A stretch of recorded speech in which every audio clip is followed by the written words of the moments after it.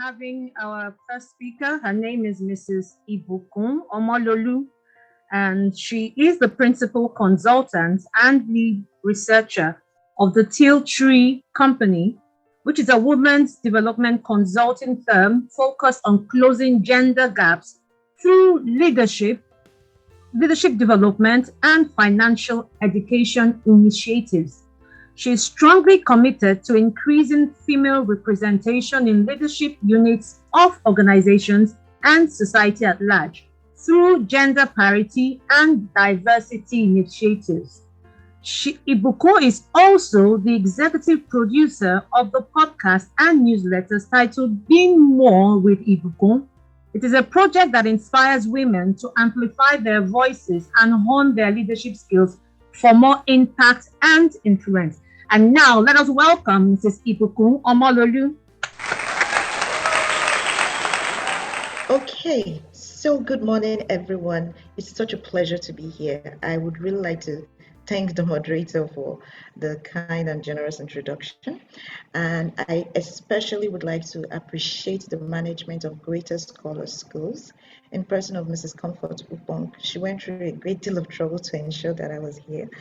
I would also like to thank the other team of organizers and management of the school for having me here. I am super excited to be here, and I can promise you the next 20 minutes would be extremely interesting and enjoyable for you, even though we're going to be talking about very cerebral things. But I'm going to try to tie it as much as possible into real life scenarios, real life context, and the likes. I would also like to acknowledge the fantastic panel of dynamic speakers who would be speaking today, and thank you so much for having me.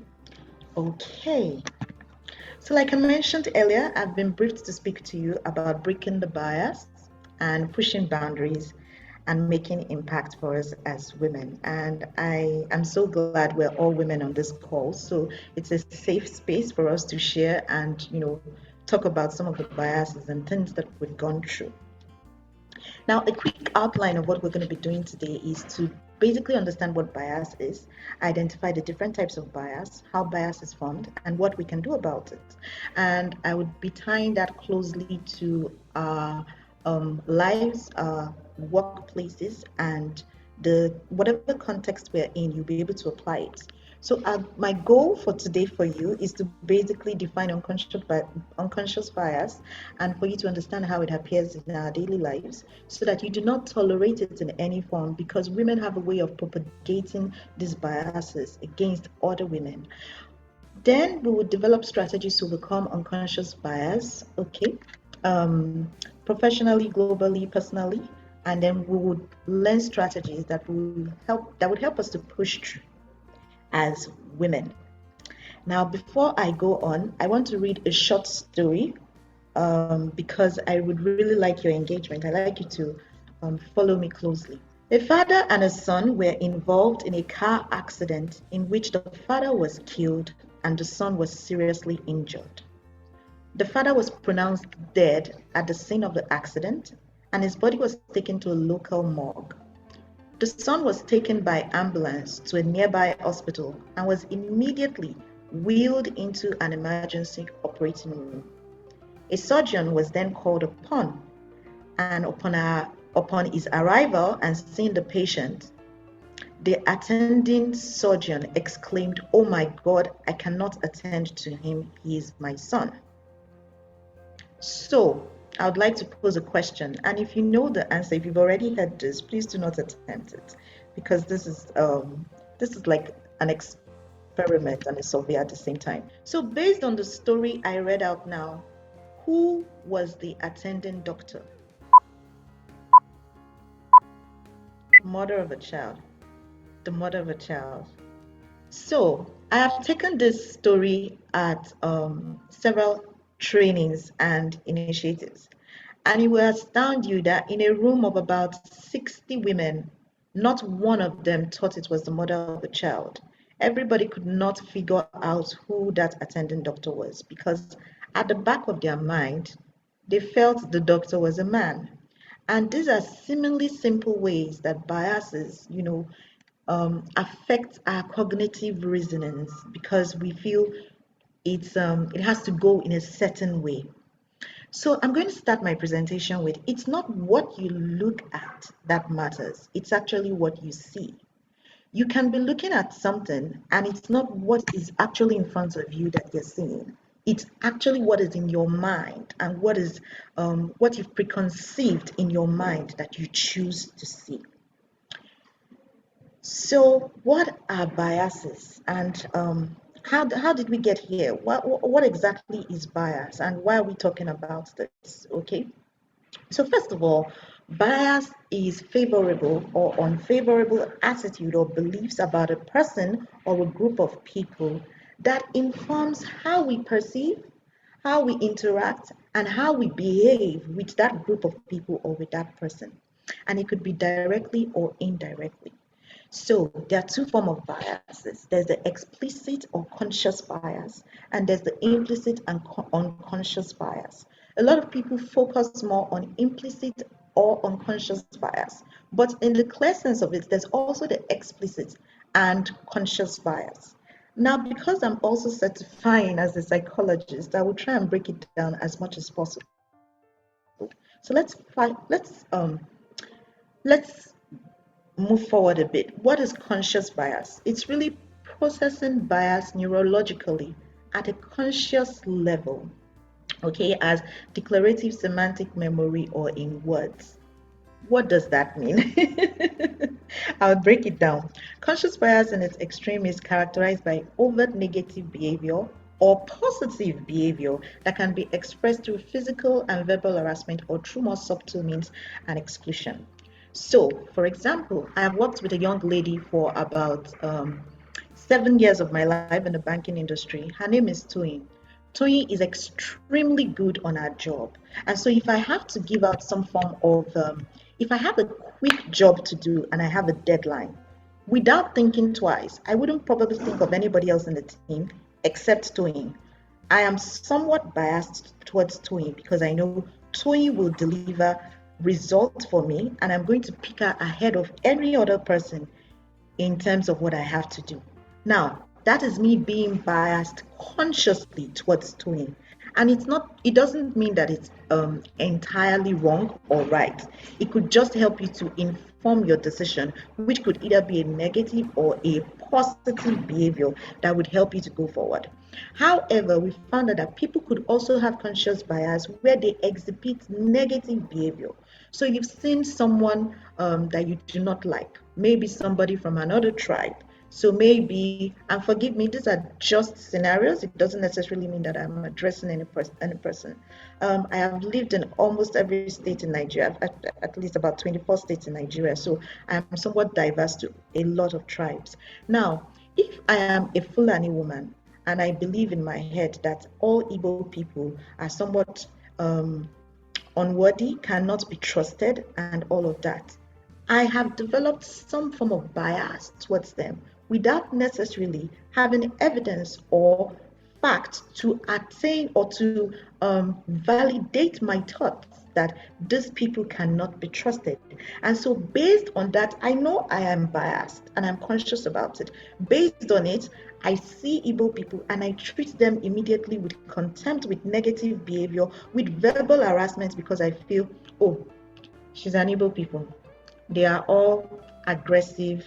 They are all, money focused and all of that. And I'm trying to bring up examples that are really the things that affect us in our environment. So that's an example of conscious bias in a negative way. And I hope we're truly clear about that. Now unconscious bias.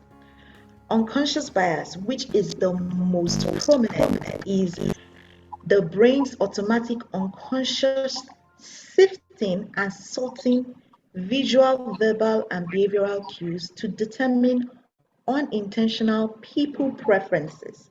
And it is the largest influence on human behavior.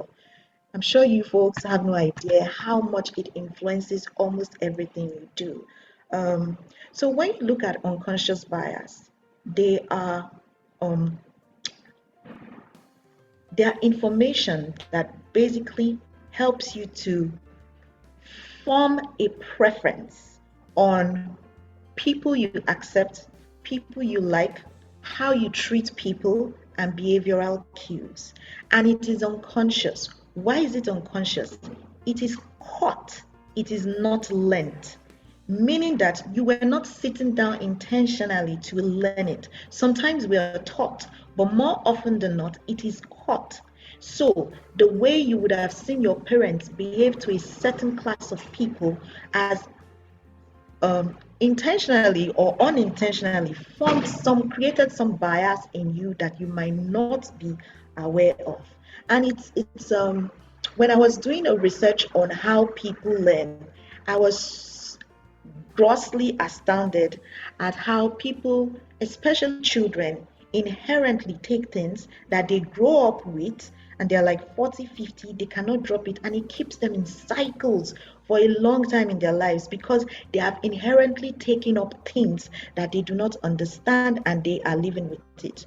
So this kind of things helps you to oscillate between facts and beliefs, because facts is the evidence that validates your beliefs. You could have grown up with those beliefs that, for example, women are very emotional. Okay, that is a bias in itself because not all women are emotionals.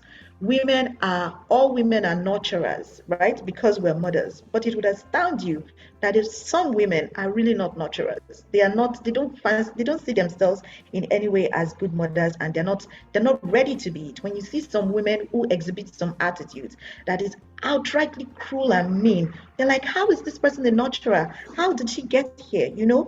There are some thoughts that say men are more assertive, and it's not true. Women are equally assertive. There are some thoughts that say women are more caring. Like I said, if you see a mean woman or you see a woman treat some other women in some way, you'll be like, wow, are you sure women are truly caring? Okay, and so all of these are just beliefs that are not really founded on facts and on evidence. Some people believe that poor people are very unworthy and they cannot be trusted. Some poor people believe that all rich people are dishonest and they never got their money legally.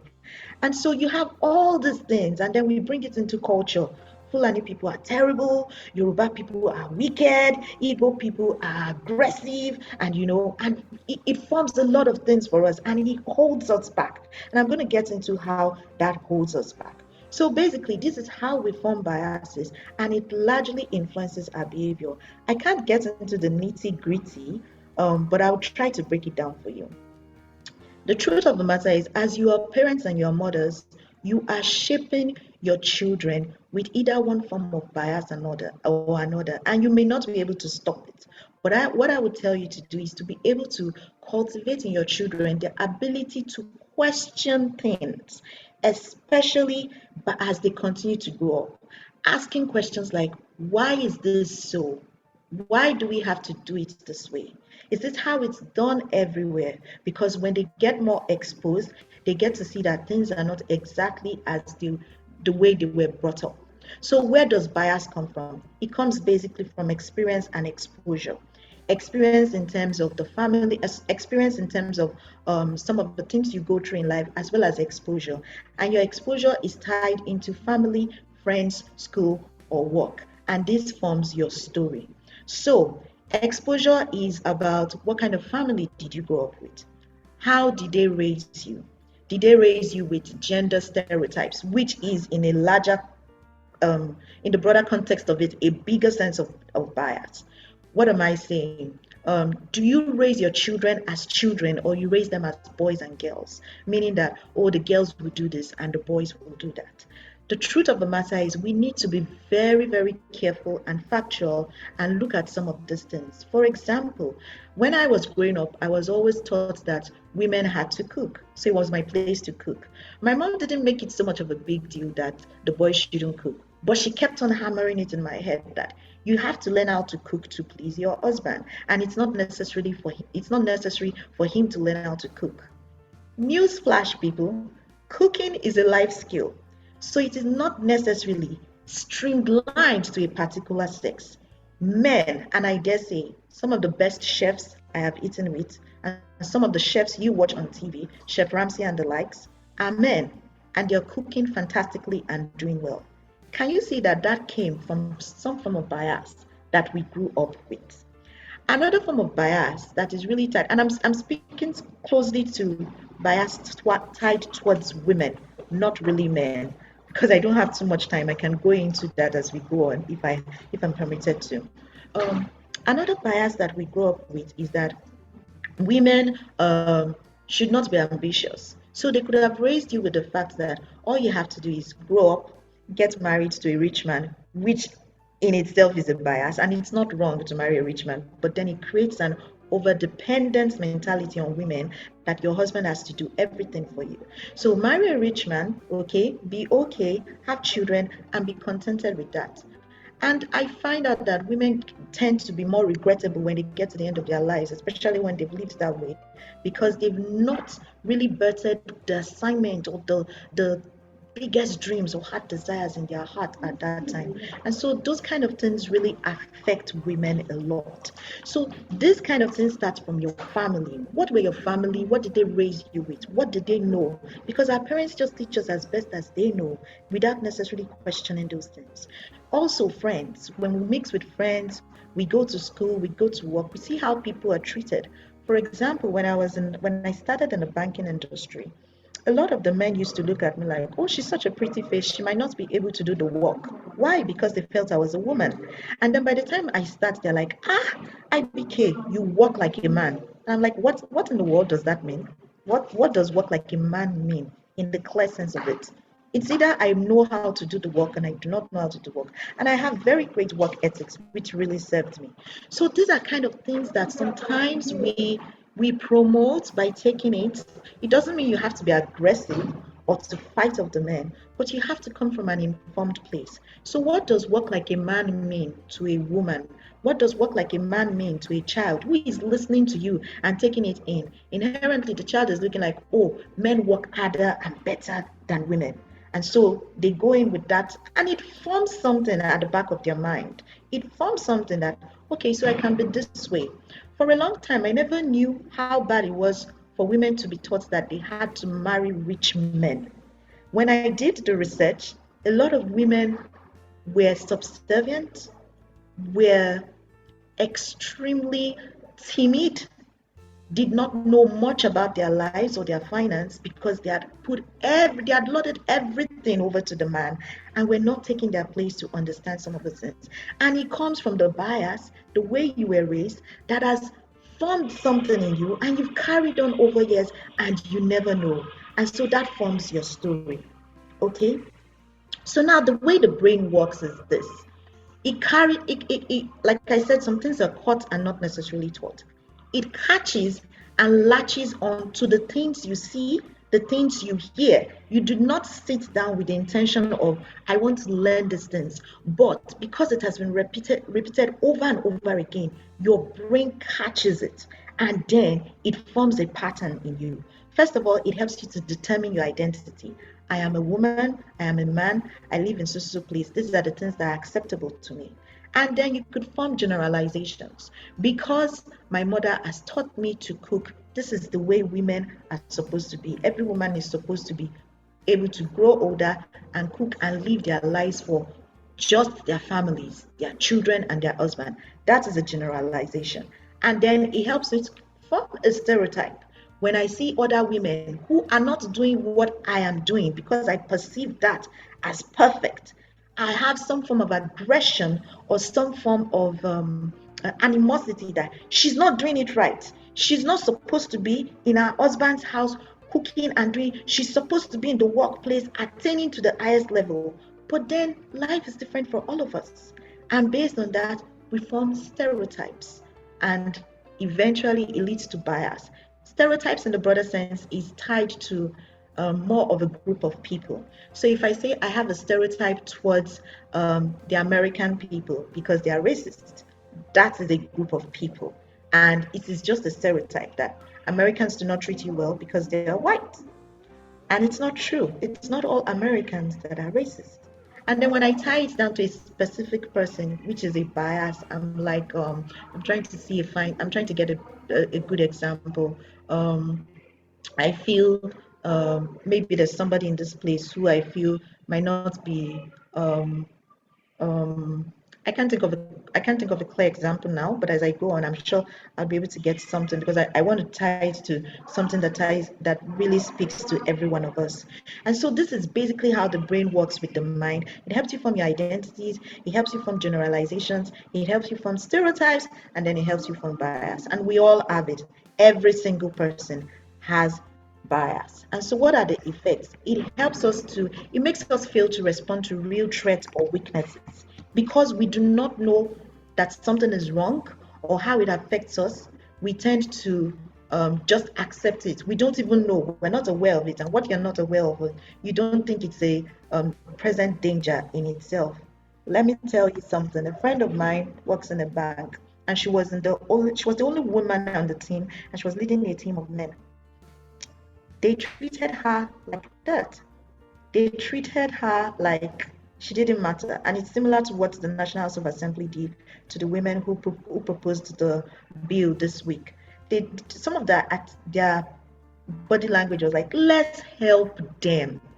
A lawmaker is saying, let's help them.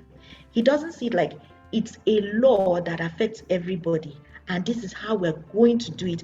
It's not about them or us, but it's already in a place where it's like, let's help them. And a lot of women watched that video and didn't realize the real threat to them and me, the powerful one. That is actually a clear example of failing to respond to real threats or weaknesses.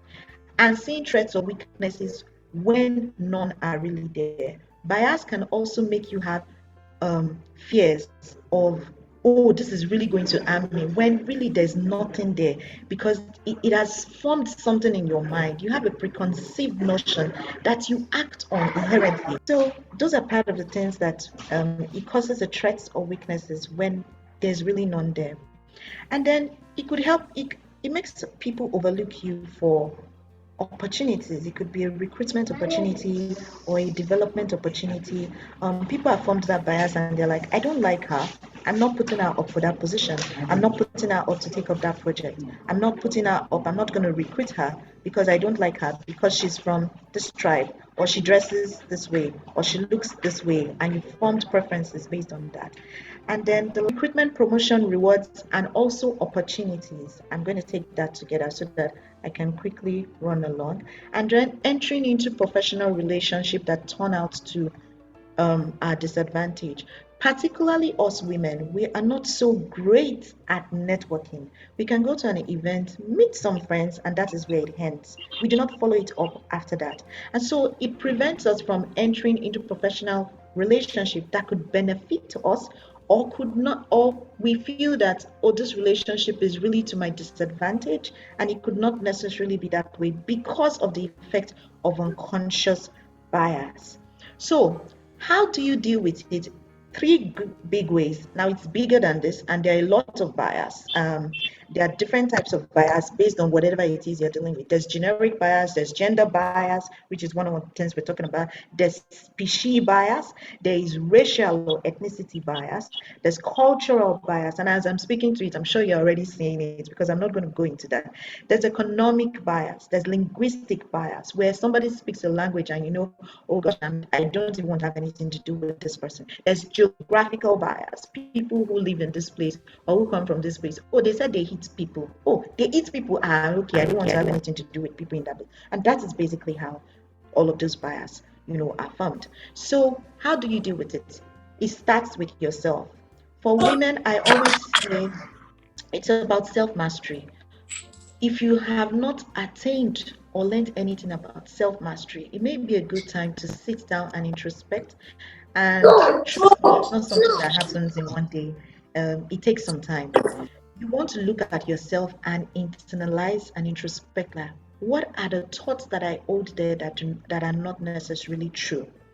For example, growing up, one of the states I grew up in is Delta, and we lived in Asaba, and my dad worked there. Now, my dad had never faced stiff opposition, I mean, serious adversary like we did in Asaba. They were, they clamored for him to leave. They just didn't want him there, to the extent that we had a bit of assassins sent to the house, but good enough, nobody died. Now I grew up after we left Asaba. I grew up with the bias that you know, Igbo people, particularly Asaba people, were not people I wanted to mix with. I did not want to have anything whatsoever to do with them. And I lived with that bias for a long time till I met a woman, and she was just a fantastic woman. She gave me a big break in my life when it came to business and all of that. And she was amazing. And the day she told me where she was from, my jaw was like, oh, really? Because she was from Asaba. And instantly, it broke that bias in my head. But if I had not sat down to internalize that I had a bias on these people, I would not have gotten to that point. So you need to recognize your own stereotypes, practice mindfulness and humility. Be humble enough to admit it that I have this bias against this person, or I have this bias against this group of people, or this stereotype, and this is what I'm going to do about it. And then the next is to educate yourself. And this is a great avenue where we are educating ourselves and learning. We increase our exposure to other people. And I think that has really helped me. The fact that I love the Fulani people. I love Kindirimo. I love their food. I have lived in the north.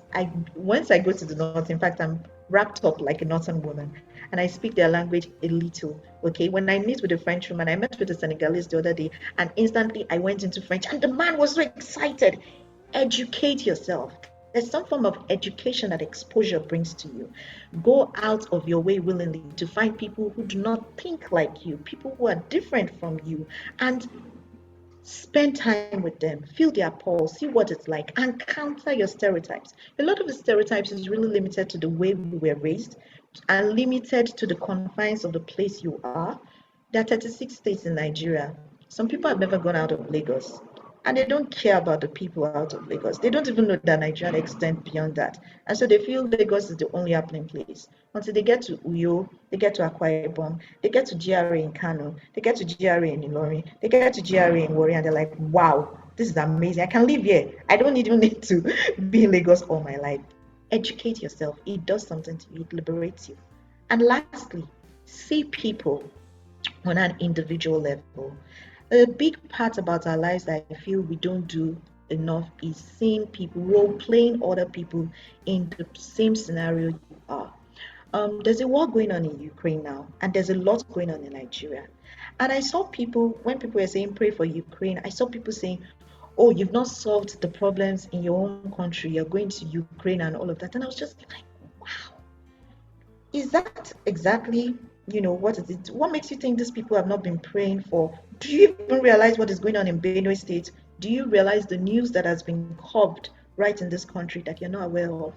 But then somebody is caring and thinks about the people in Ukraine, and all you can say is, "Oh, fix your own problems first."